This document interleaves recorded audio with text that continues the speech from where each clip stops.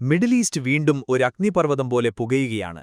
ലോകശക്തികൾ തമ്മിലുള്ള ഈ പോരാട്ടം വെറുമൊരു പ്രാദേശിക തർക്കമല്ല, മറിച്ച് ആഗോള രാഷ്ട്രീയത്തിന്റെയും സാമ്പത്തിക വ്യവസ്ഥയുടെയും അടിത്തറ ഇളക്കുന്ന ഒരു പവർ ഗെയിമായി മാറിയിരിക്കുന്നു. കഴിഞ്ഞ കുറച്ചു മാസങ്ങളായി അമേരിക്കയും ഇറാനും തമ്മിലുള്ള ശീതയുദ്ധം അതിന്റെ എല്ലാ അതിർവരമ്പുകളും ലംഘിച്ചു മുന്നേറുകയാണ്.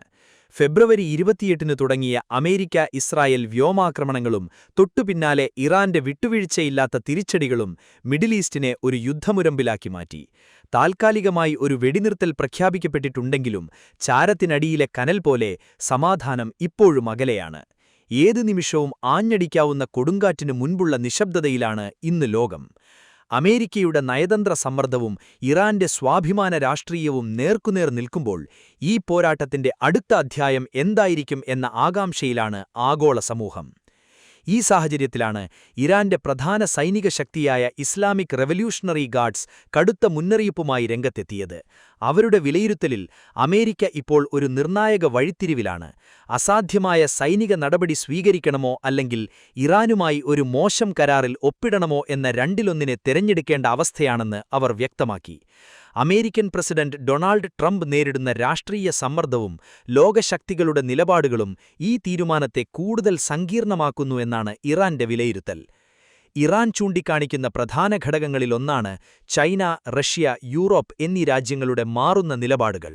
ഈ ശക്തികൾ അമേരിക്കയുടെ നടപടികളോട് മുൻകാലത്തേക്കാൾ കൂടുതൽ വിമർശനപരമായ സമീപനം സ്വീകരിക്കുന്നതോടെ അമേരിക്കയ്ക്ക് സൈനിക നടപടിയെടുക്കാനുള്ള അന്താരാഷ്ട്ര പിന്തുണ കുറയുന്നതായി ഇറാൻ വിശ്വസിക്കുന്നു.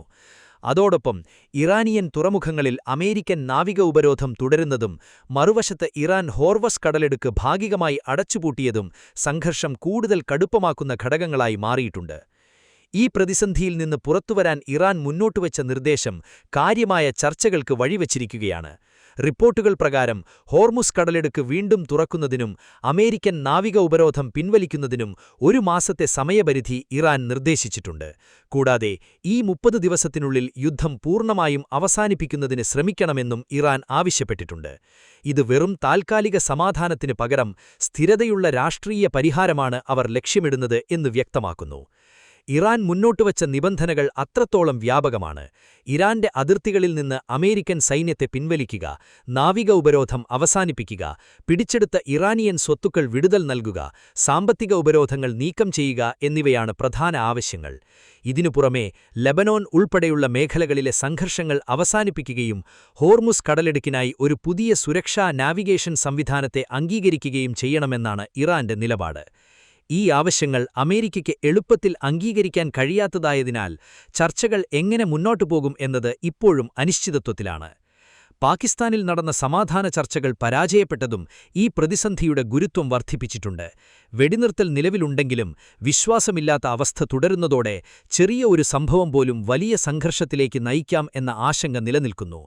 അതേസമയം ഹോർമുസ് കടലിടുക്ക് അടച്ചതിന്റെ പ്രത്യാഘാതമായി ആഗോള എണ്ണവിലയിലുണ്ടായ വർധനവ് ഈ പ്രശ്നത്തിന്റെ സാമ്പത്തിക പ്രാധാന്യവും വ്യക്തമാക്കുന്നു. മൊത്തത്തിൽ അമേരിക്കയും ഇറാനും തമ്മിലുള്ള ഈ ഏറ്റുമുട്ടൽ ഒരു സാധാരണ രാഷ്ട്രീയ തർക്കമല്ല, ഇത് ആഗോള ശക്തികളുടെ ശക്തിസമവാക്യങ്ങൾ പുനർനിർമ്മിക്കുന്ന ഒരു നിർണായക ഘട്ടമാണ്. സൈനിക ഏറ്റുമുട്ടലിലേക്കോ അല്ലെങ്കിൽ കടുത്ത നിബന്ധനകളുള്ള ഒരു കരാറിലേക്കോ കാര്യങ്ങൾ നീങ്ങുമോ എന്നത് അടുത്ത ദിവസങ്ങളിൽ വ്യക്തമാകും.